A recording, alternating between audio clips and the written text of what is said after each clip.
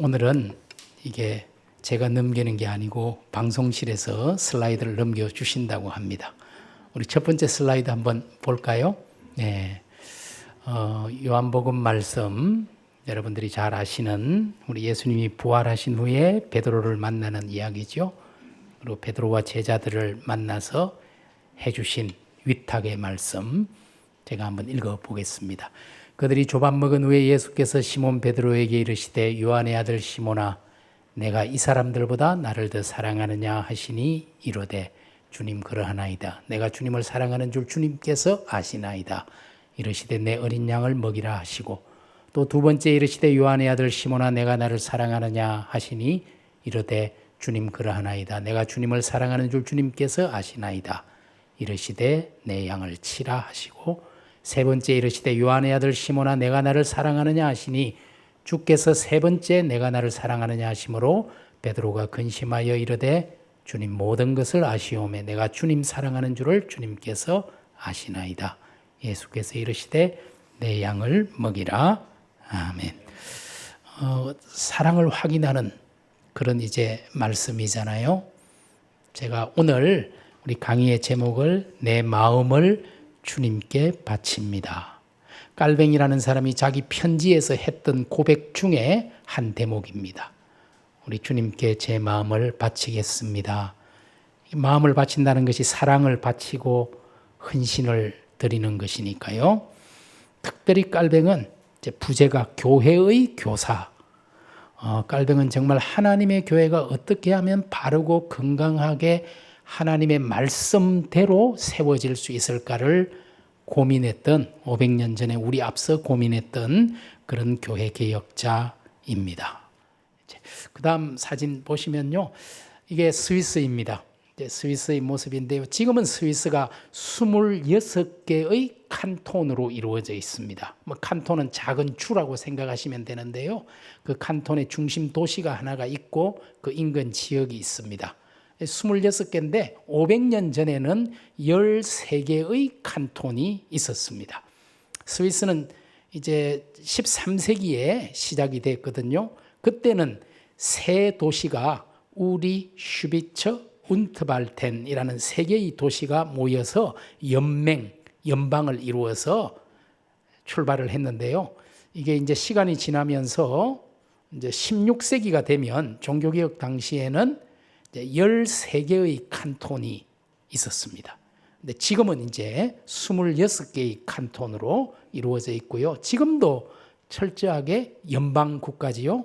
그래서 지방자치라 그러면 될까요? 칸톤별로 굉장히 독립적입니다. 그래서 스위스에서는 이 칸톤에 살다가 다른 도시로 이사를 가면 뭐가 굉장히 복잡해집니다. 왜냐하면 이 도시를 중심으로 하는 칸톤에서는 초등학교가 5년제인데 옆으로 가면 6년제예요. 이런 식으로 교육 제도도 다르고 모든 것이 다르기 때문에 이게 이사를 가면 복잡해요. 심지어는 이 칸톤에 있다가 다른 칸톤으로 가면 사용하는 언어가 달라집니다. 스위스는 나라는 되게 작아도 공식적으로 사용하는 언어가 4가지나 돼요. 우리는 대한민국이 스위스보다 훨씬 큰데 어디 가나 우리말 하면 되니까 얼마나 좋은지. 한번 그 다음 사진 보시면 이렇게 노란색으로 된 지역은 독일어를 사용하는 곳이에요. 그리고 보라색으로 된 데는 프랑스어. 그리고 이제 이탈리아어를 사용하는 초록색, 이제 이탈리아. 그리고 또 조금 색깔이 다른 산악지대에는 로망슈어라 그래서 스위스의 고유한 언어입니다. 그래서 스위스에서는 이렇게 독일어, 프랑스어, 이탈리아어, 로망슈어 4개가 공식 국어입니다. 사실은 스위스에서는 철도 공무원을 하려고 그래도 적어도 한 4개국어는 해야 표도 팔고 하는데 우리는 얼마나 좋은지 참 다행이라고 생각하고요. 제가 오늘 말씀드리려고 하는 깔뱅이라는 종교개혁자는 여러분 저 보라색 중에서도 제일 끝에 제네바라는 도시에서 활동했던 사람이죠. 그러니까 프랑스어를 사용하는 그런 도시입니다. 500년 전에도 그렇고 지금도 제네바는 프랑스어를 쓰고요. 지금도 저렇게 독일어를 쓰는 데가 제일 많죠. 이렇게 언어도 서로 다른 곳이 스위스입니다. 그 다음 사진을 보시면요. 제가 원래 이제 깔뱅에 대해서만 하려다가 조금 추가를 할까 싶었는데 시간이 1시간 안에 될지, 그래서 그냥 간단하게 말씀드리면요, 루터라는 사람이 독일에서 종교개혁을 해서 지금까지도 루터 교회가 쭉 이어져 왔지요. 500년 동안. 그런데 스위스에서 일어난 종교개혁 운동은 독일의 종교개혁과 조금 성격이 다릅니다. 가톨릭을 넘어서고 비판하고 바른교회를 세우고자 하는 목적은 똑같은데요, 조금 전통이 달라요. 그래서 스위스에서 일어난 교회개혁 운동을 우리는 개혁교회, 리폼더라고 부릅니다. 루터 교회와 개혁교회. 그런데 스위스 종교개혁의 아버지가 누구냐면 바로 이 사람이에요. 쥐리히라는 독일어 사용하는 도시에서 교회개혁을 이끌었던 이 사람도 물론 가톨릭의 사제였어요. 루터보다 1년 먼저 1506년에 사제가 됐어요. 이제 루터는 철저한 독일인이라면 이 사람은 철저한 스위스 사람이에요. 스위스에서 태어나서 교육받고 교회개혁 운동하고 죽고 모든 것을 스위스 안에서 했던 사람인데요. 저기 생물연대가 루터보다는 훨씬 짧게 살았지요. 47세의 나이로 이제 세상을 떠난 그런 사람인데요. 그 다음 사진 보시면 이 쯔빙글리가 이제 교회개혁 운동을 했던 쥐리히입니다. 가운데 이 도시를 가로지르는 리마트 강이 흐르고 있죠. 그리고 여러분 보실 때 이제 오른쪽에 보시면은 두 개의 탑이 올라가 있는 교회가 바로 쯔빙글리가 1519년부터 1531년 죽기까지 12년 동안 목회했던 그로스민스터. 그로스는 크다는 뜻이고 민스터는 교회니까 우리말로 하면 굉장히 촌스러운 교회예요. 큰 교회. 사실 여기서 제일 큽니다. 그로스민스터. 그리고 거기 맞은편에 좁빗한 초록색 지붕이 있는 곳이 프라우민스터. 프라우는 여자란 뜻이에요. 예전에 수녀들이 살던, 수녀들이 있던 곳입니다. 그래서 여자교회 프라우민스터. 그 뒤에 조금 낮은 또 첨탑이 있는 교회는 이게 장크트 페트스 키르에, 우리말로 하면은 성 베드로 교회. 이 세 교회가 찌리히의 중심 교회입니다. 그중에 가장 중심되는 큰 교회 그로스민스터에서 쯔빙글리는 종교개혁 운동을 벌였어요. 가톨릭 사제로 있다가 가톨릭이 이렇게 가서는 안 된다 하고 돌았습니다. 그리고 1519년 1월 1일부터 이 그로스민스터 교회에 와서 그때부터 종교개혁, 교회개혁 운동을 시작합니다. 많은 이야기가 있는데 오늘은 제가 주로 깔뱅을 말씀드릴 거기 때문에 그냥 간단히 말씀드릴게요. 그 다음 사진 보시면요, 여기가 바로 이제 쯔빙글리가 목회했던 두 개의 타워가 있는 그로스민스터고요. 앞에 납작한 지붕이 있는 교회가 바스키르해. 이제 이 리마트 강가에 있어서 바스는 물이거든요. 물교회입니다. 바스키르해가 있고요. 이 바스키르해 앞에 지금 쯔빙글리의 동상이 서 있습니다. 쥐리히를 위해 또 쥐리히 교회 개혁을 위해 헌신했던 쯔빙글리를 기억하기 위한 동상이 19세기에 만들어진 동상이 이제 있어요. 자, 그 다음 사진을 보시면 그로스민스터 교회 안에 세례반이 있고 그 위에 성경이 있죠. 예, 루트가 독일어 성경을 출판했듯이 쥐리히도 독일어권이니까 독일어 성경, 쥐리히 성경. 그런데 루터 성경은 신약은 1522년, 신구약 전체는 1534년에 나왔는데 쥐리히 성경은 신구약 전체가 루터보다 3년 빠른 1531년에 이 쥐리히 성경이 나왔고 지금까지도 쥐리히 사람들은 이 성경을 사용하고 있어요. 하나님의 말씀을 누구나 읽고 그 말씀대로 살아가도록 하기 위해서 교회개혁 운동에서 가장 중요한 거 성경을 자국으로 번역하는 일이었는데 이 일을 했고 저기에 쥐리히 성경이 세례대 위에 세례반 위에 올라가 있고요.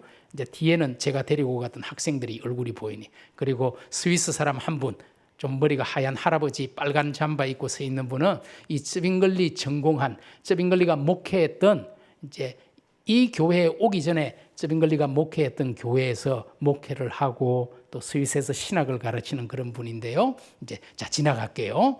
자 여기에는 그로스민스터 교회 문이 여러 개 있는데 이 문이 좀 특별합니다.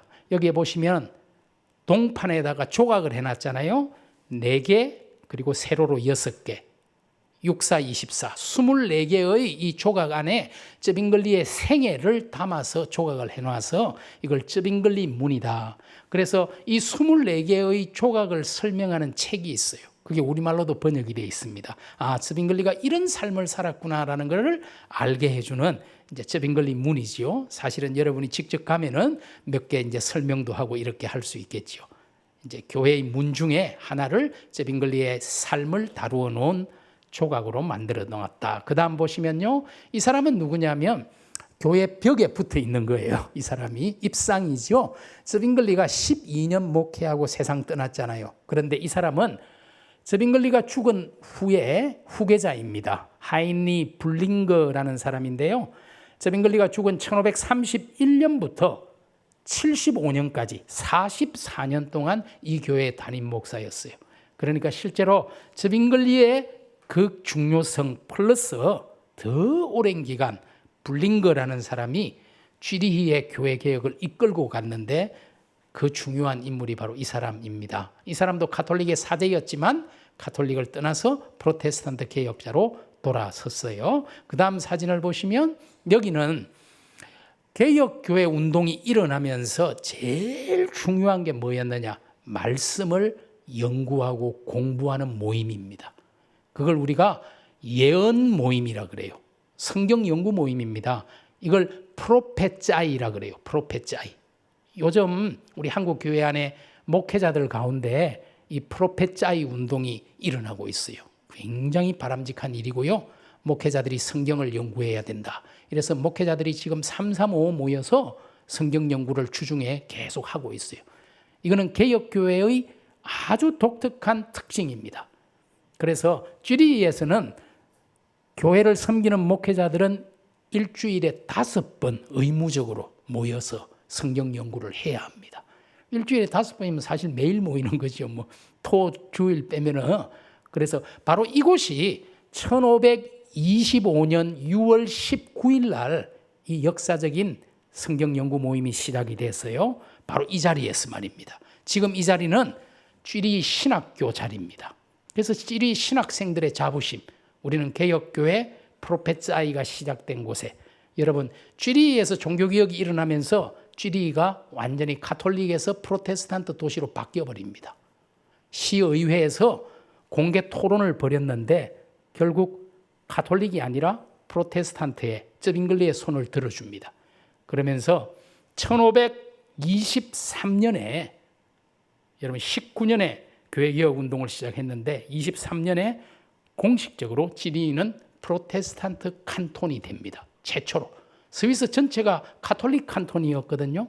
그런데 쥐리히 칸톤이 프로테스탄트로 돌았어요. 그리고 이 쩌빙글리 종교개혁의 영향력이 스위스 전체로 확산이 됩니다. 그래서 1528년 베른 칸톤이, 1529년 바셀, 다 독일어권이잖아요. 바셀이 돌았습니다. 그리고 이게 프랑스어를 사용하는 스위스로도 건너갑니다. 1530년 네사텔, 1536년 제네바, 또 1536년 로잔, 이런 도시들이 전부 가톨릭을 떠나서 프로테스탄트 칸톤이 되어버려요. 스위스의 개혁교회의 종교개혁 흐름이 확산이 됐는데 그 아버지가 누구냐면 쩌빙글리라는 사람이에요. 그래서 우리 개혁교회에서는 이 프로페짜이 모임을 정말 소중하게 생각하고 있습니다. 그래서 목회자들이 가장 먼저 하나님의 말씀에 집중하고 그걸 연구하고 그리고 주일날 흩어져서 복음을 전한 거예요. 적어도 쥐리히 교회는 몇몇 교회가 있었지만 공동체성이 있어요. 개교회주의, 개인주의가 아니고 자기 하고 싶은 말 그냥 하는 게 아니고 도시의 목회자들 전체가 어떤 공통된 메시지를 가지고 쥐리히 사람들을 양육했다는 걸 알 수가 있고요. 지금 그 자리에 이제 1525년 모였던 그 자리에 쥐리히 신학부가 모일 때 이 기도를 하고 시작했습니다. 우리 마음을 열어주고 조명해 주셔서 순전하고 거룩한 방식으로 당신의 계시를 깨닫게 하시고 우리가 올바르게 깨달은 대로 변화될 수 있도록 해 주옵소서. 아는 것으로 끝나는 게 아니라 우리가 바뀔 수 있도록 해달라고 말씀을 읽기 전에 이 기도를 하고 이제 말씀 연구를 시작하는 거예요. 뭐 자세한 말씀 연구 방식이 있지만 그냥 지나가겠습니다. 자, 지나가 보면요. 이제 저빙글리 문이 보이죠? 그리고 아까 제가 말씀드린 저빙글리 동상이 보이고요. 그리고 가운데 교회는 프라우민스터 교회입니다. 프라우민스터 교회 제일 정면에 보니까 스테인드 글라스가 있잖아요. 그 다음 사진 보시면 이 스테인드 글라스가 마르크 샤갈이라는 유명한 예술가가 만든, 거의 죽기 전에 만든 마지막 작품이에요. 가보면 정말 아름다워요. 그래서 지금 저빙글리가 목회했던 그로스민스터에 있는 교인보다 그 앞에 있는 프라우민스터 교인들이 더 많아요. 이것 때문에 예배 드릴 때 햇빛이 딱 들어오는데 보면 정말 좋아요. 그래서 저도 이제 우리 학생들 데리고 가서 제일 먼저 프라우민스터에서 예배를 드렸어요. 그리고 나서 그 다음에 갈 때는 이제 그로스민스터에서도 또 의미가 있으니까 예배를 드리고 했는데요. 이제 성서의 이야기를 5개가 있는데 양쪽 옆에 하나씩 있어서 지금 정면 3개만 보이고 여기에 있는 이야기들이 있죠. 그 다음 넘어갈게요. 여기는 이제 그로스민스터와 프라우민스터 외에도 아까 제가 말씀드린 성 베드로, 장크트 페터스 키르에라는 거. 이제 이 안에 보시면 그 다음 사진 보면요. 이제 레오 유터라는 사람이 목회를 했거든요. 저빙글리의 친구입니다. 저빙글리가 공부를 바젤에서 했어요. 스위스 바젤. 바젤에서 할 때 만났던 친구들이 저빙글리가 종교개혁 운동을 하니까 친구들이 붙었어요. 동력자들이. 아까 쥐리 바이블, 독일어 성경, 그걸 번역하는데 가장 주도적인 역할을 한 친구가 바로 이 레오 유터입니다. 그래서 하나님의 말씀을 누구나 읽을 수 있도록 독일어로 번역한 사람. 그 사람이 이 베드로 교회를 맡아서 목회를 했고 사택입니다.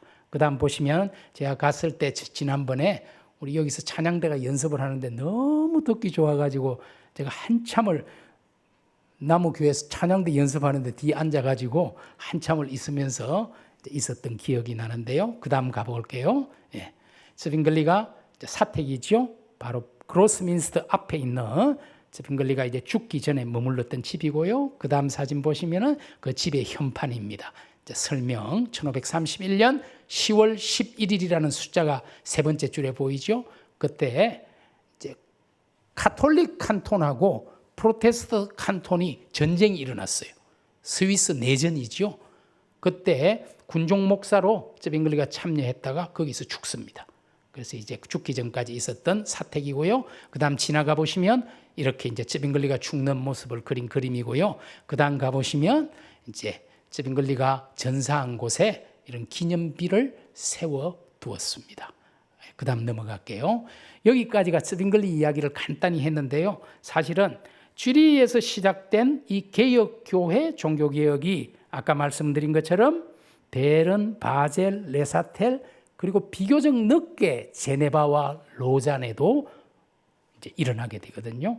제가 지금 오늘은 이 제네바의 종교개혁자 깔뱅이라는 사람이고요. 깔뱅은 55살에 세상을 떠났어요. 여러분 이 초상화 제일 위에 보면은 라틴어로 프롬프테 에 신케레, 이 영어로 말하면은 promptly and sincerely, 즉시 그리고 진심으로. 아까 이 깔뱅이 편지에서 뭐라고 고백했냐면은 내 마음을 주님 당신께 바칩니다. 즉시 그리고 진심으로. 이 고백에서 나온 유명한 문구의 일부를 위에 이제 즉시 그리고 진심으로. 그리고 라틴어로 요하네스 칼비누스 53세 때 초상하다. 이게 깔뱅이 55세에 죽었으니까 거의 뭐 죽기 조금 전에 2년 전에 초상하다 이렇게 뭐 되겠죠. 그다음 넘어갈까요? 여기는 깔뱅이 태어난 집입니다. 생가. 파리에서 차를 타고 1시간 반쯤 북쪽으로 올라가면은 작은 시골 마을 누아용이라는 마을이 나와요. 그 누아용에 깔뱅이 태어났어요. 지금 저 3층으로 된 건물이 깔뱅이 태어난 생가터에 2차 대전 때 이게 다 부서졌거든요. 그래서 새로 리모델링을 해서 저 안에는 깔뱅과 관계된 박물관으로 지금은 운용이 되고 있습니다. 그래서 파리 북쪽에 있는 깔뱅이 태어난 곳인데 워낙 시골이니까 사실 여기에서는 제대로 된 교육을 받을 수 없으니까 이제 루터도 부모님들이 유학을 보냈잖아요. 깔뱅의 부모님도 깔뱅을 파리로 보내게 됩니다. 대도시니까 학교가 많고. 그래서 그 다음 사진을 보시면은 깔뱅이 파리로 온 거예요. 이제 유학을. 그 다음 사진은 깔뱅이 공부했던 학교가 어디냐면요.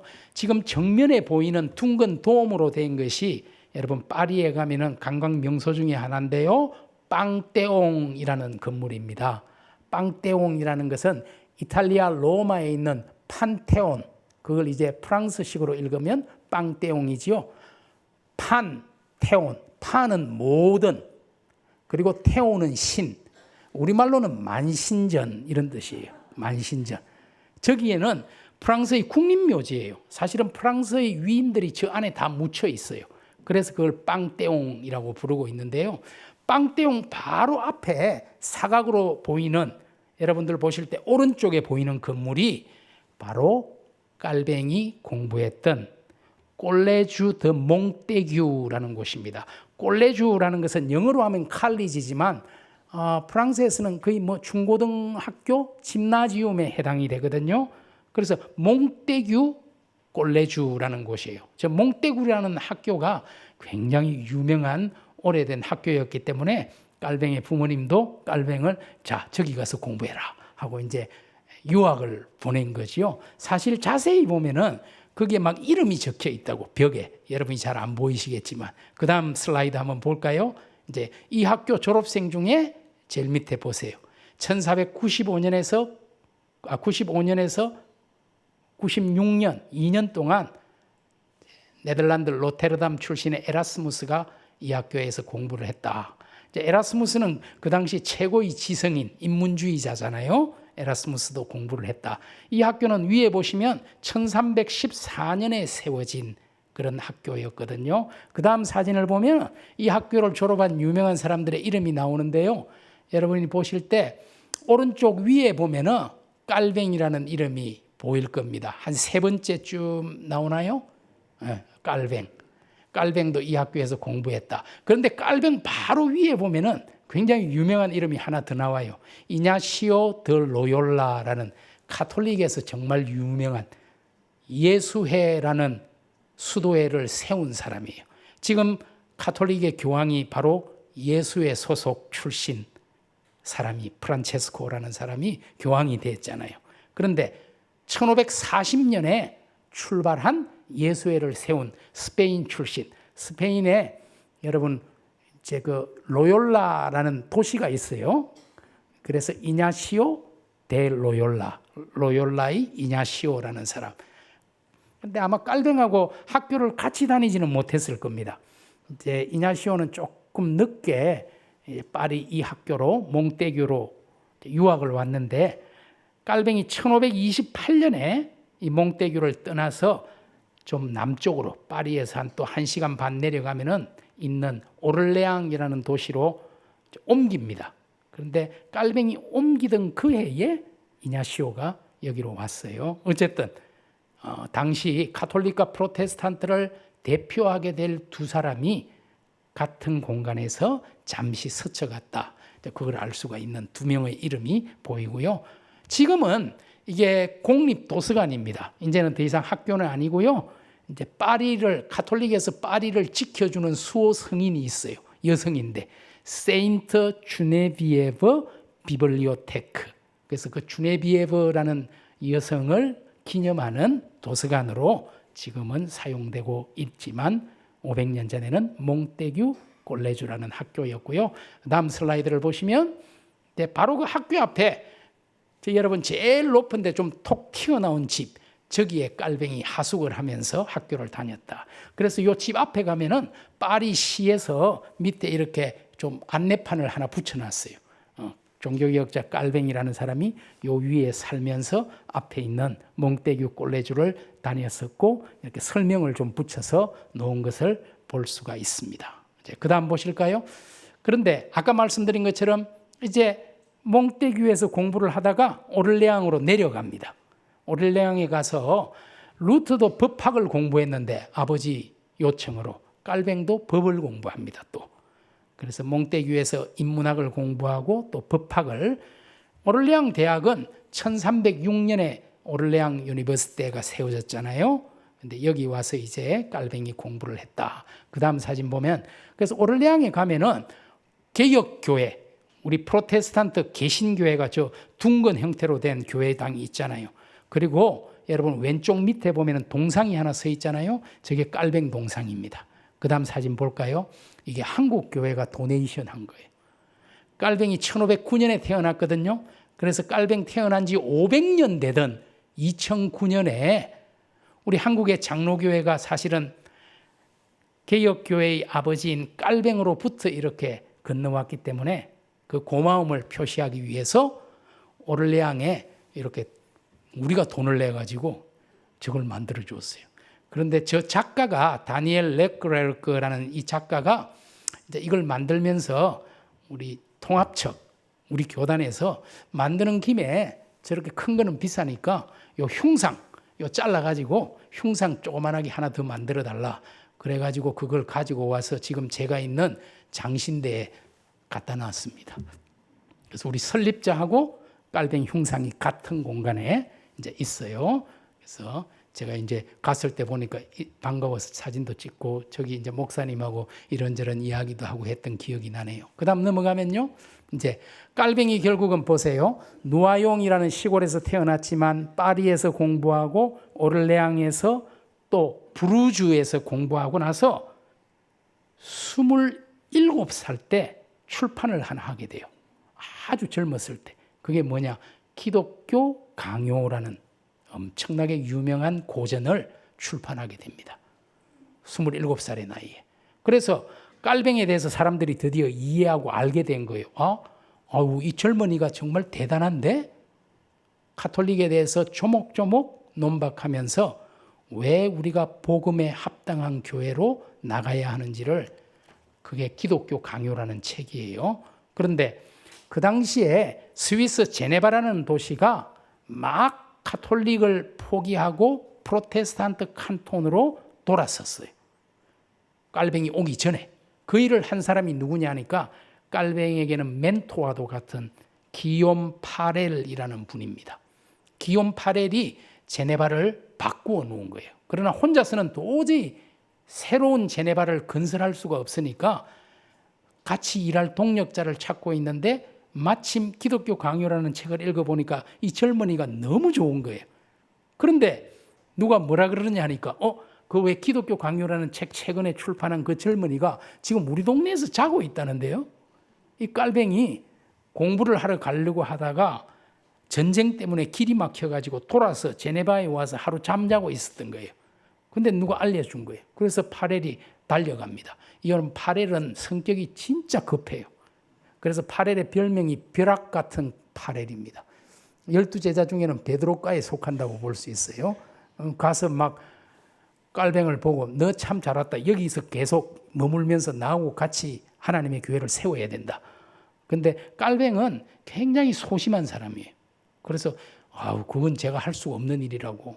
그래도 그런 걸 하려면 앞에 나가서 뭐 이렇게 말도 하고 이래야 되는데 저는 말도 못하고, 그래서 저는 그냥 공부해서 교수가 되려고 그런다고. 근데 파렐에게는 그런 게 안 통해요. 그런 게 안 통하고 네가 무슨 소리 하고 있냐 말이야. 요나가 하나님 말 안 듣고 떡 거스리고 가다가 어떻게 됐어? 가만히 뭐 공부하기 내버려 둘 줄 알아? 네 뇌에 무슨 이상이 생길 거야. 이 막 요나 예를 들면서 하니까, 여러분 소심한 사람의 특징은 뭐냐니까 한쪽에서 강하게 나오면 바로 또 수그러들어요. 그때는 혈액형 이런 게 없었잖아요. 이제 혈액형 검사도 뭐 우리가 피가 뭐 A, B, 뭐 O 이런 게 있는 줄도 몰랐는데, 만일에 그때 알았다면 검사를 했으면 깔뱅은 아마 A일 거예요. A가 소심하다 그러더라고요. 저는 원래 오랫동안 B인 줄 알았어요. 그런데 군대 가서 헌혈하면서 A인 줄 알았어요. 근데 우리 학교 교수들 보니까 전신에 A야. 이게 소심한 사람은 교수 말고는 별로 길이 없어요. 그런데 이 깔뱅은 더 소심하니까 막 파렐이 강하게 말하니까 그냥 진짜 내가 이 공부하러 갔다가 내 뇌에 무슨 일이 생길 거야 하고 주저앉은 곳이 바로 운명의 도시 제네바입니다. 사실은 깔뱅은 제네바하고 아무 관계가 없지요. 지금까지 프랑스에서만 자라나서 공부했죠. 그런데 덜컥 그냥 전쟁 때문에 잠깐 들렀던, 하룻밤 들렀던 곳이고만 운명이 되어버린 겁니다. 여러분 저기 보시면 큰 교회당이 깔빙이 목회했던 생피에르, 프랑스어니까 그렇고 한국말로 하면 성 베드로, 뭐 어디에 가나 베드로 이름 붙은 교회당이 있잖아요. 생피에르 카테드랄 교회당입니다. 제일 큰 교회고요. 제네바에도 크게 중심되는 교회가 3개가 있는데요. 그중에 가장 중심되는 큰 교회가 바로 생피에르고요. 생피에르 교회당 옆에 앞뒤로 이제 이게 깔뱅 강당입니다. 깔뱅이 강의를 하거나 성경을 가르칠 때는 저곳에서 이제 가르치고, 어쨌든 1536년에 여름에 깔뱅이 덜컥 잡혀가지고 파렐과 함께 교회개혁 운동을 하다가 2년도 안 돼서 쫓겨납니다. 그 당시에는요, 시의회가 모든 권한이 있었어요. 지금은 뭐 그렇지 않지만 500년 전에는 아직 종교와 정치가, 정교 분리가 이루어져 있지 않았거든요. 그래서 목사를 임명하고 면직하는 권한이 시의회 행정관에게 있었습니다. 그런데 이 제네바 교회는 베른이라는 옆에 있는 도시 그 방식대로 교회 개혁을 해라. 네 마음대로 하지 말고 베른이 전해준 그 방식대로 교회를 세우고 치리하고 해야 된다. 근데 깔뱅은 보니까 그게 아니거든요. 우리 제네바가 비록 이제 프로테스탄트 교회로서는 신생 교회이긴 하지만 우리가 독자적으로 뭔가를 결정하고 해나가야지 무조건 옆에서 시키는 대로만 할 수는 없다. 그래서 특별히 성찬을 베풀 때 준비가 전혀 안 돼 있는 사람들에게는 성찬을 주지 않으려고 했어요. 파렐이나 깔뱅이. 그런데 시의회에서는 왜 그리 분란을 만드냐. 그냥 성찬 다 주면 되지. 네가 뭔데 그걸 뭐 주고 안 주고 결정해. 안 돼. 다 줘. 그런 거예요. 근데 파렐이나 깔뱅이 아니 너무나 명백한 죄가 있는 사람에게 어떻게 성찬을 주냐. 이런 갈등 때문에 결국 의회와 갈등이 일어나면서 추방을 당해요. 면직을 당하고. 그래서 깔뱅이 역시 나는 교회 개혁하고 안 맞아. 공부해서 교수가 돼야 돼. 잘 됐구나 하고 이제 1536년에 왔다가 38년에 4월에 추방을 당해가지고 원래 이제 가려고 했던 스트라스부르라는 곳으로 가게 됩니다. 그 다음 사진을 보시면요. 여기가 이제 스트라스부르에 있는 쁘띠 프랑스라는 곳인데요. 작은 프랑스. 아주 아름다운 곳이죠. 자, 그 다음 사진을 보면은 여기가 바로 깔뱅이 이곳에 와서 목회했던 부클리에 방패교회라는 교회입니다. 이제 여기에서 깔뱅은 프랑스 사람이니까 주로 불어를 썼지요. 스트라스부르는 지금은 프랑스 도시입니다. 그러나 500년 전에는 독일어를 사용하는 독일권 도시였어요. 그런데 깔뱅은 불어를 주로 쓰니까 프랑스에서 종교 자유를 찾아온 사람들을 모아가지고 이곳에서 목회했어요. 한인교회 같은 걸 한 거죠. 자, 한번 들어가 보겠습니다. 그 다음 사진 안에 보세요. 가톨릭 교회하고는 전혀 다르지요. 아주 소박하고 간단한. 그리고 앞에 보시면은 강대상밖에 없어요. 그 다음 사진 보여주세요. 저거밖에 없어요. 하나님의 말씀 전하는 강대상. 저 앞에 이상하게 파란색으로 뭐 있는 거는 제가 갔을 때 사진 찍을 때 아이들이 뭐 작품을 만들어서 저렇게 이제 해놓은 거고요. 그 다음 사진 보시면은 여기에 보시면 교회 딱 들어가는 입구에 저 위에 뭐라고 써놨냐면은 프랑스 피난민들을 목회한 최초의 목회자들하고 장 깔뱅하고 1538에서 41, 3년 동안. 근데 1541년에 제네바에서 깔뱅을 청빙하기 위해서 다시 와요. 쫓아냈던 제네바에서. 그래서 안 가려고 하다가 어쨌든 결론적으로는 갑니다. 1541년에. 그래서 3년 만에 깔뱅은 떠나고 그 뒤에 피에르 브릴리라는 사람이 목회를 했다. 그래서 두 사람의 이름을 넣어서 기억하기 위해서 저렇게 명판을 지금도 붙여놨습니다. 그 다음 넘어갈게요. 스트라스부르에 왔을 때 깔뱅은 굉장히 행복했어요. 깔뱅의 편지에 보면은 내 인생에서 가장 행복했던 시간은 스트라스부르에 있던 3년 동안이었다라고 고백합니다. 왜냐? 깔뱅이 그렇게 원하던 교수가 됐어요. 스트라스부르 아카데미에서 신약 성경을 가르치는 신학 교수가 됩니다. 그리고 북글리의 방패교회에서 목회를 하는 설교자가 돼요. 그리고 심지어 주석책, 깔뱅이 모든 성경을 주석하는데 거의 모든 성경을 최초의 주석, 로마서 주석을 이때 출판해요. 그리고 자기의 대표작인 기독교 강요도 개정판을 내놓습니다. 그리고 아내도 만나서 결혼도 합니다. 그러니까 모든 것이 해피한 거예요. 내 인생의 황금 같은 시절, 스트라스부르. 이 시절을 도와준 사람이 누구냐면은 스트라스부르에서 종교개혁을 이끌었던 사람이 또 있어요. 그게 바로 마르틴 부처라는 사람입니다. 마르틴 부처가 바로 생토마, 성토마스 교회, 이 교회에서 목회를 했었어요. 한번 안으로 들어가 볼까요? 여기에 내부 모습이고요. 그 다음 보시면은 이게 바로 마틴 부처라는 사람입니다. 이 사람도 원래 가톨릭의 수도사고 사제였지요. 그러나 루터를 만나고 돌았습니다. 루터의 이야기를, 루터가 1517년에 종교개혁 주장했잖아요. 95개 논제. 그리고 그 이듬해 1518년에 하이델베르크 대학에 가서 가톨릭 신학자들과 루터가 논쟁을 벌여요. 그때 부처가 하이델베르크에서 루터를 만납니다. 그리고 내가 지금까지 흠믿었어. 완전히 루터에게 매료돼요. 그때부터 자기가 완전히 돌았습니다. 그리고 종교개혁자의 길을 걷기 시작해요. 그래서 스트라스부르에서, 이 도시에서 아까 보신 성토마스 교회를 중심으로 무려 한 25년을 스트라스부르를 완전히 바꾸어 놓습니다. 그런데 나중에 가톨릭이 이 스트라스부르로 진격해 들어와요. 그래서 결국은 피신을 합니다. 잉글랜드로. 지금 케임브리지로 가게 돼요.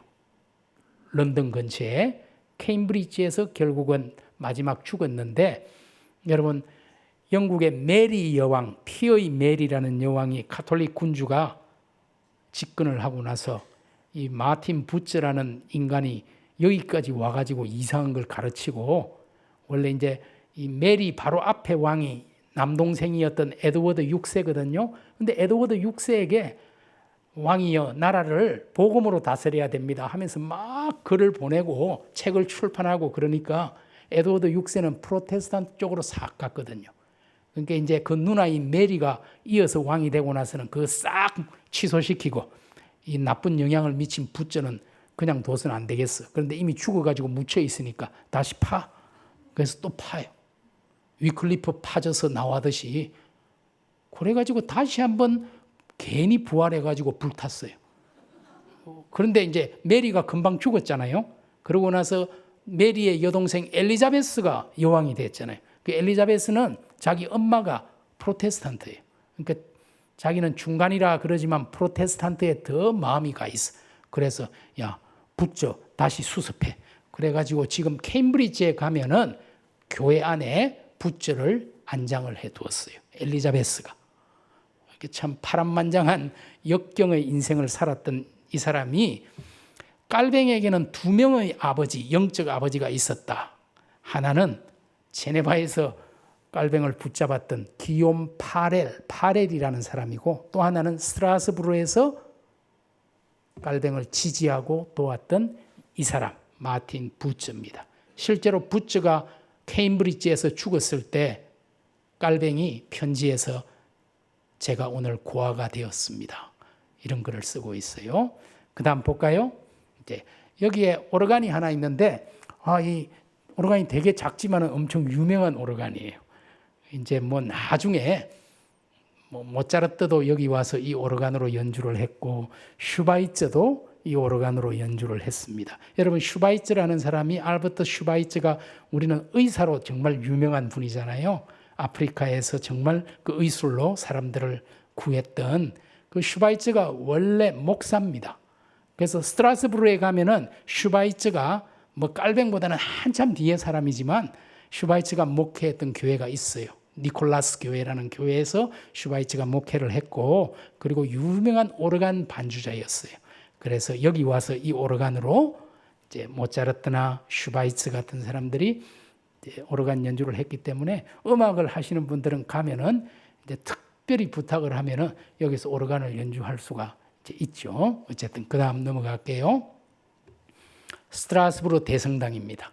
절대 사진에 찍히지 않는 너무나 거대한 한때 세계 8대 불가사의 중 하나였던 어마어마한 대성당이 스트라스부르에 있습니다. 그냥 지나가겠습니다. 자, 이곳에서 깔뱅은 목회자로 또 저술가로 또 교수로 또 아내를 만난 남편으로 이들레트 드 비르라는 여성을 만나서요 1540년에 결혼을 했어요. 그런데 이들레트 드 비르가 굉장히 몸이 약했어요. 그래서 깔뱅과 오래 살지를 못했습니다. 9년 만에 1549년에 이들레트가 세상을 떠나게 돼요. 그래서 깔뱅은 사실은 그 후로는 혼자 살았어요. 그래서 9년간만 아내의 도움을 받고 내조를 받고 그리고 이제 죽기까지 깔뱅은 혼자. 그런데 깔뱅은 초혼인데 이 여자는 재혼이었어요. 그래서 이 이들레트가 오면서 데리고 온 아들들이 있었어요. 그래서 깔뱅은 평생 그 아이들을 자기 아이들로 키우고 또 수많은 영적인 자녀들을 돌보면서 이제 평생을 홀로 그렇게 살았습니다. 그 다음 볼게요. 자, 이게 뭐냐면요.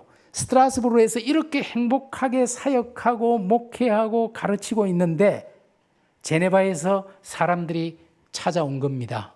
왜냐하면 제네바가 파렐과 깔뱅 이렇게 유능한 프로테스탄트 목회자들을 다 쫓아내고 나니까 그 다음에 이 교회가 안정이 안 되는 거예요. 그래서 3년 동안을 고생을 하다가 또 프로테스탄트 개혁자들이 떠나고 나니까 가톨릭에서 군침을 들이면서 가톨릭으로 돌아오라고 우리가 다시 받아주겠다고. 그러니까 이 제네바 시의회에서 어떻게 해야 할지를 고민하다가 아무래도 깔뱅을 다시 모셔야겠다. 그래서 깔뱅에게 스트라스부르까지 이 사람들이 찾아온 거예요. 근데 깔뱅이 죽어도 안 갈라 그래요. 내가 거기로 돌아가느니 십자가를 100번 지는 것이 훨씬 나을 것이다. 그렇게 말해요. 자기는 뭐 너무 힘들고 고생해가지고 그쪽은 쳐다보기도 싫은 거예요. 그런데 또 벼락 같은 파렐이 무슨 소리 하고 있어? 하나님이 부르는데 뭐가 잔소리야? 갈 준비해. 짐 싸. 그렇게 막 이야기하는 거예요. 지금 전화가 오잖아요. 짐 싸라고. 바로 지금 짐 싸라고 지금 전화를 막 하는 거예요. 그리고 또 한 분의 영적인 아버지였던 붓저조차도 네가 여기가 좋다고 머물러 있으면 너는 하나님의 사람이 아니야. 하나님이 요구하는데 어디 딴 말을 하고 있어. 짐 싸. 방패에 대해가지고 결국은 고민하다가 깔뱅이 파렐에게 편지를 합니다. 지금 여기 인용한 것은 파렐에게 보낸 편지 중에 한 대목이에요. 내가 나의 주인이 아님을 돌이켜 생각하여 주님께 제물로 바치듯 내 마음을 드립니다. 이 편지 적시 그리고 진심으로. 이 편지에서 저 깔뱅의 문장이 나왔습니다. 여러분 루트의 문장 기억하시죠? 흰 장미. 그런데 깔뱅의 문장은 저기 라틴어로 코르 메움 티비 오페로 도미네라는 것은 코르는 마음, 심장입니다. 빨리 안 가니까 전화를 자꾸 하잖아요. 이제 코르 내 마음을 주님 당신께 바칩니다. 그 밑에 프롬프테 앳 싱케레 적시 그리고 진심으로 이 고백을 하고 정말 어쩌면 죽기보다 가기 싫었던 곳으로 돌아가게 돼요. 3년의 공백 후에. 그리고 1541년 제네바로 돌아간 후에 1564년 죽기까지 23년 동안 자기 모든 것을 쏟아부어서 제네바를 완전히 하나님의 도시로 바꾸어 버립니다. 그러니까 앞에 2년하고 23년 합치면 25년.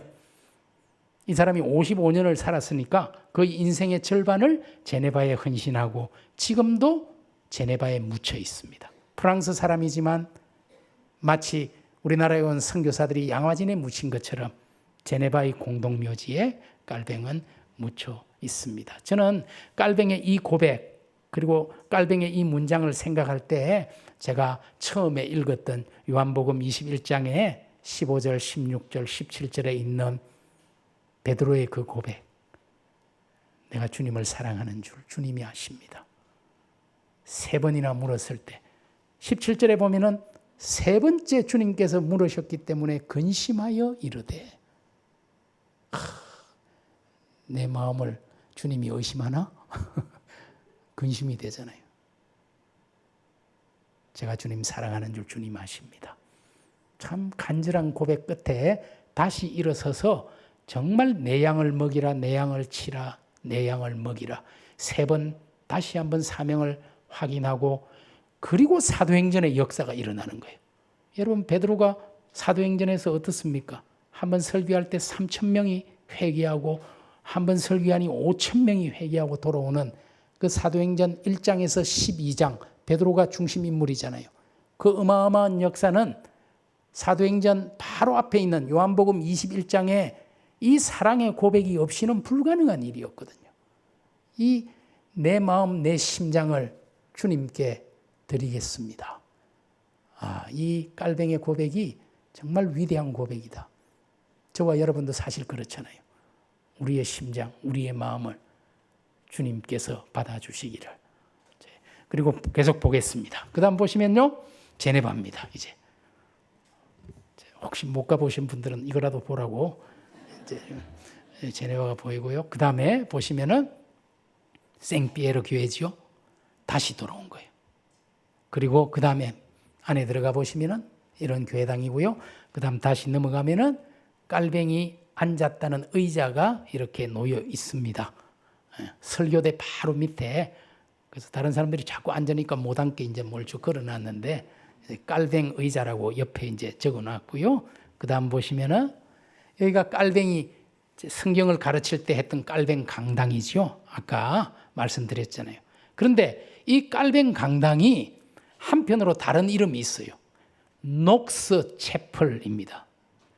스코틀랜드의 종교개혁자 존 녹스라는 사람이 이곳에서 3년 동안, 이제 스코틀랜드는 영어권이잖아요.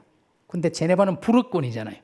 그래서 잉글랜드나 스코틀랜드에서 종교의 박해, 카톨릭의 박해를 피해서 제네바까지 온 사람들을 모아서 영어로 예배를 드렸어요.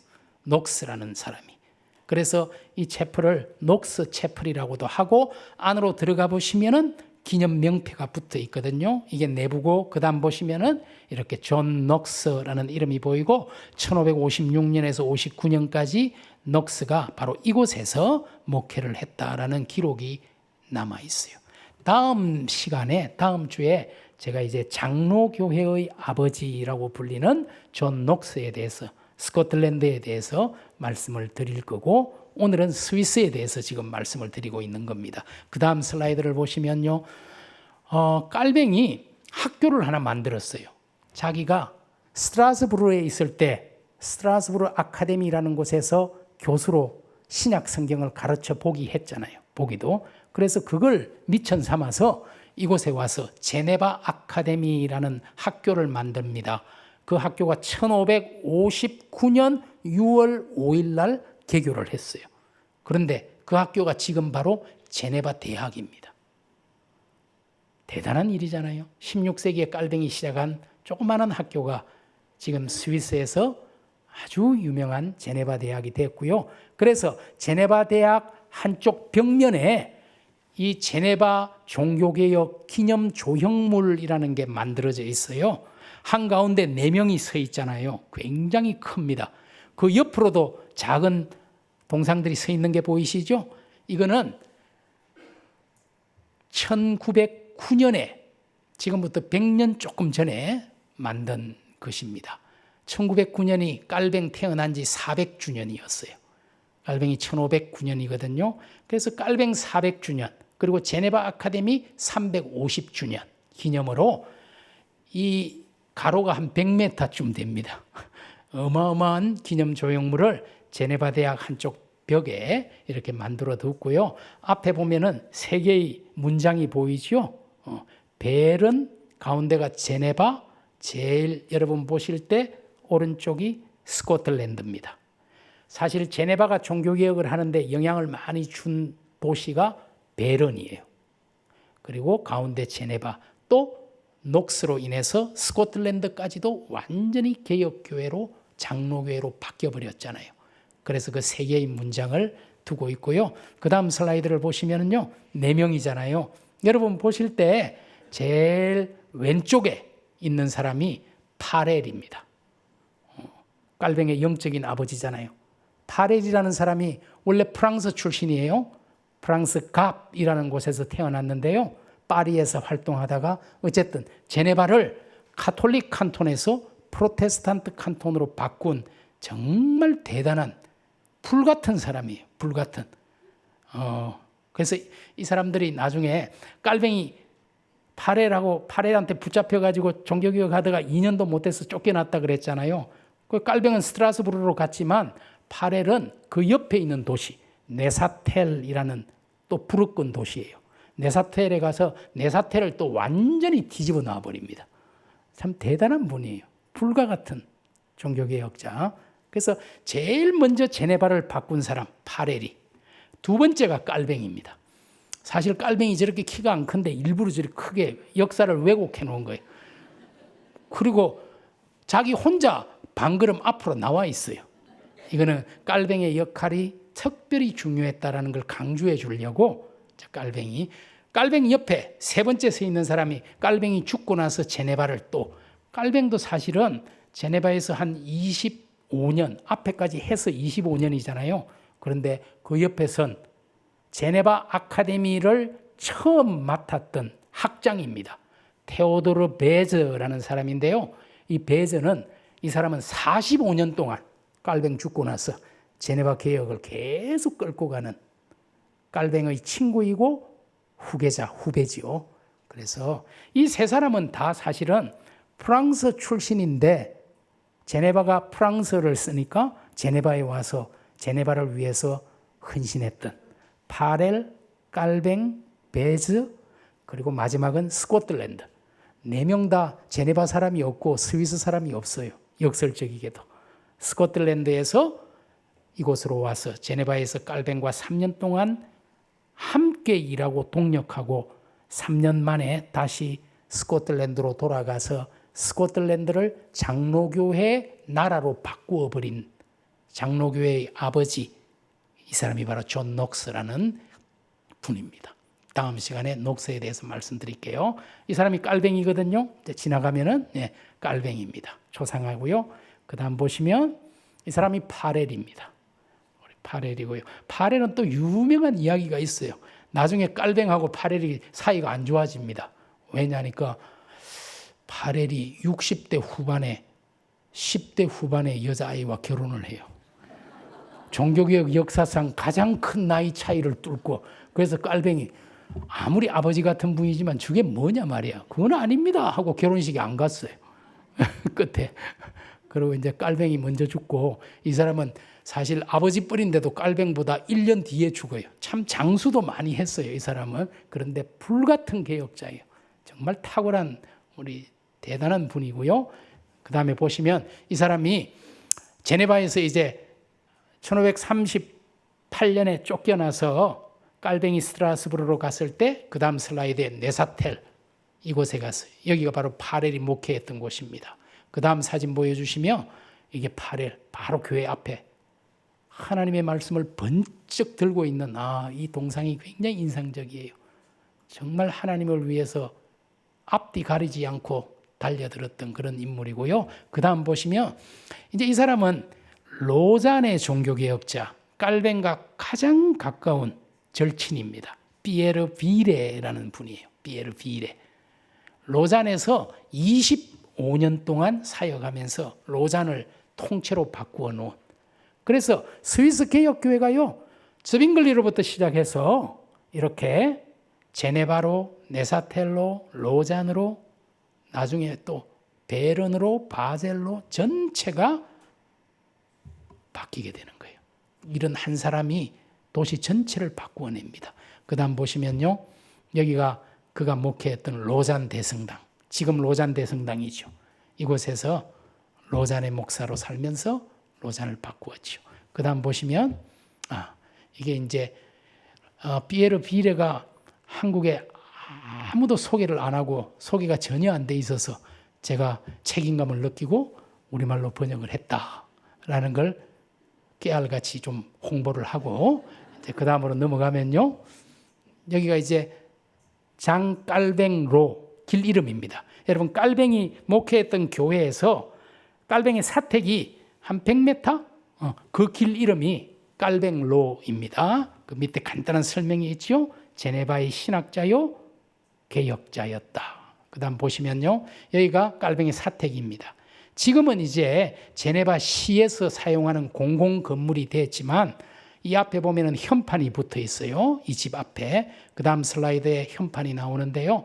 위에 보시면 장깔뱅 그리고 로마 숫자로 1543년부터 1564년까지 죽을 때까지 21년 동안 깔뱅은 이 집에서 살면서 그 앞에 있는 생피에르 교회를 목회하고 사실 깔뱅은 교회만 바꾼 사람이 아니에요. 제네바 도시 전체를 바꾸었습니다. 제네바의 가난한 사람들, 그리고 제네바의 정치체제, 제네바의 교육, 제네바의 문화, 이 도시 전체가 하나님의 복음에 합당한 도시가 되도록 바꾼 사람이. 그 다음 보시면요. 깔뱅이 여기 묻혀 있어요. 그 다음 볼까요? 근데 아무도 이름을 안 남기고 해가요. 깔뱅이 아무 이름도 남기지 말라 유언을 했어요. 근데 사람들이 무덤이 어딘지도 모르겠거든. 이러다가는. 그래서 자그마한 돌을 하나 갖다 놨어요. 이만한 돌 하나를. 자세히 보시면 JC 장깔뱅이의 약자가 있는 돌입니다. 그 다음 볼게요. 그런데 누가 이제 좀 더 큰 걸 붙여가지고 이것 때문에 진짜 재판이 일어났어요. 깔뱅이 아무것도 해놓지 말라 그랬는데 누가 이거 해놨냐 이래가지고. 그런데 사법부에서 죽은 지 너무 오래되고 해서 그냥 놔두라 그래가지고 지금 가면 이게 있습니다. A4 용지 한 요 정도 되는 이런 게 저 깔뱅 무덤 앞에 저게 있어요. 우리가 보면은 진짜 내가 한 일은 아무것도 없다. 너무 초라한 무덤이에요. 다음 주에 존 녹스 무덤 한번 보세요. 기가 막힐 겁니다. 세상에 이게 뭐야? 우리 학생들이 이게 뭐냐고 이게 도대체 스코틀랜드를 바꾼 사람 무덤 이거야? 깔뱅도 그래요. 그 다음 넘겨볼게요. 깔뱅의 서명입니다. 멋있어서 제가 막 따라하려고 사인을 개발했는데 안 되더라고. 여기에 뭐라고 썼느냐니까 당신의 종 장깔뱅. 깔뱅은 늘 하나님의 종이라는 자의식. 그 다음 넘어갈게요. 깔뱅이 쓴 기독교 강요. 이제 깨알 같은 건데 이것도 제가 아주 쉽게 내용이 뭔지를 소개하는 제가 쓴 책이다라는 거고요. 그 다음 넘어가면요. 이제 기독교 강요 제일 앞에 이런 말이 나옵니다. 내가 교회에서 교사의 직책을 맡은 이후 나는 교회의 유익을 구하는 것 이외에 다른 목적을 가진 적이 없다. 정말 깔뱅은 하나님의 교회를 위한 사람이었어요. 그래서 깔뱅이 태어난 지 500주년 되던 2009년에 제가 학술 서적 하나를 출판했는데 그 제목을 제가 교회의 신학자 장깔뱅이라고 제가 제목을 달아서 이제 출판을 했어요. 교회의 유익, 하나님의 교회가 어떻게 세워져야 하는지 기독교 강요라는 책에는 그게 핵심입니다. 어떻게 하면 교회다운 교회 될 수 있느냐. 그 다음 볼까요? 이제 이런 것들. 제가 이건 그냥 지나갈게요. 우리가 어떻게 해야 되는지. 기독교 강요 제일 마지막 문장입니다. 하나님을 찬양하라. 그 어마어마한 두꺼운 책이 끝은 이렇게 끝나요. 하나님을 찬양하라. 이렇게 마무리가 됩니다. 그 다음 슬라이드 볼게요. 20세기 신학자 중에 바르트라는 사람이 있는데요. 칼 바르트가 이렇게 말합니다. 깔뱅을 제대로 진실하게 따른다면 따라야 할 길은 하나다. 깔뱅 그 자신에게 순종하지 말고 깔뱅이 주인으로 섬긴 그분을 따르는 길이다. 오늘 우리가 종교개혁자들을 공부하고 이야기하지만 그 사람들이 뭐 대단하다 우상화하려고 하는 건 아니잖아요. 그들이 그렇게 충심으로 자기 마음 전부를 드리려고 했던 하나님을 기억하고 그분을 따르기 위해서 우리가 이 지금 이야기를 하고 있는 거예요. 그 다음 볼게요. 이제 시간이 15분이 지났네요. 17분이 되어버렸어요. 그래서 이제 저는 시간이 지나면 끝을 내는데 무조건 우리 개혁교회는 세 가지. 첫째, 오직 하나님께 영광. 내가 뭘 했다, 내가 자랑할 게 있다고 생각하면 그거는 개혁교회 후손이 아닙니다. 오직 하나님이 하셨습니다. 우리 2부 찬양대 은혜 특송 불러주셨잖아요. 헌금송으로. 은혜 하나님이 하셨습니다. 두 번째 성경, 말씀, 프로페자이. 그리고 세 번째 개인의 구원만이 아니라 제네바 전체를 하나님이 보시기에 합당한 도시로 공동체를, 나를 넘어 공동체를 살리는 복음이 되어야 된다. 세상을 구하는 복음이 되어야 된다. 이 세 가지가 우리 개혁교회 정신의 핵심이에요. 그 다음 볼까요? 하나님의 말씀으로 돌아가야죠. 그 다음 보겠습니다.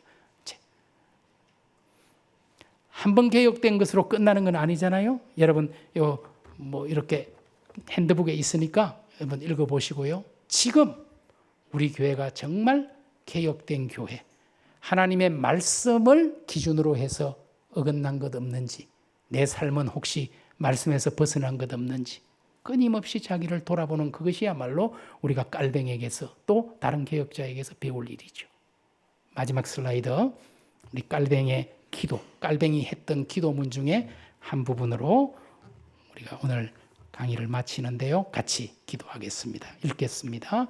주 하나님, 주님께서 약속하시기를 악한 자와 교만한 자는 벌하시어 그 길에서 그들이 사라지게 하시고 어린아이와 같이 마음이 겸손한 이들에게 지혜를 주시며 마음이 정직한 이들에게는 하나님의 지식을 주겠다 하셨습니다. 주님께 간절히 기도하오니 진실한 겸손으로 인도하옵소서. 또한 저희 마음에서 모든 악한 욕망을 뿌리부터 뽑아주시고 주님을 찾으려는 강한 열정으로 가득 채워주소서. 그리하여 주님께서 어떠한 장소와 환경을 지정하여 주시든지 그곳에서 주님을 섬기는 사람으로 부족함이 없게 하옵소서. 예수님의 이름으로 기도드립니다. 아멘. 네, 감사합니다. 수고하셨습니다.